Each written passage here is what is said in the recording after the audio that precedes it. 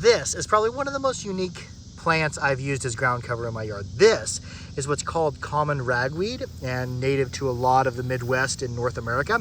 And this is shorter than a lot of the ragweeds you'll see. It's barely as tall as my fingers. And I've been experimenting around trimming it shorter and shorter, just seeing how short I can make this. And this is incredible ground cover because this whole area used to dry out. It used to get stickers, it used to dry out, it used to crack. And then one day in this area, I seen this crazy plant growing. It looked like a mosaic pattern. I'm like, oh, that is beautiful. What is that? Well, this plant gets a really bad rap. It's called common ragweed. It has a really, really fine pollen.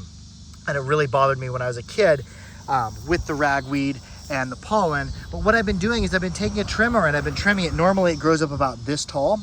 And I've been trimming it shorter and shorter as an experiment, and it keeps branching out in this really dense forest that really helps to protect the ground. If I spread it, you can see there's ground here, and you can see how much mulch and things for the critters and organic matter lies beneath this. These things are like a tiny little forest. I've been experimenting around with it as ground cover, just trimming it shorter and shorter and shorter, because normally it grows up really high. Last year I let it grow up high, and then I cut it down.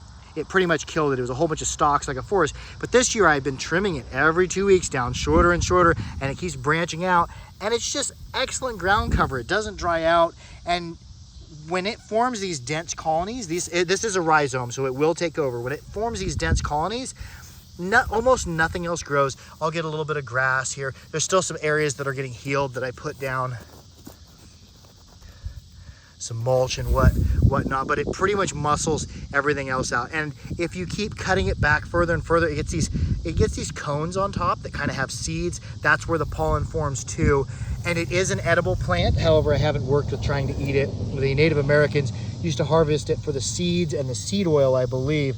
But I believe this is medicine and food. I don't know how to use it, but as ground cover, it's been fantastic. If you're really super allergic to pollen, this may not be for you, but I found trimming it down further and further and further and not letting it go to seed keeps it and keeps the pollen down. So I've really been enjoying this. What do you think? Common ragweed. Who would have guessed?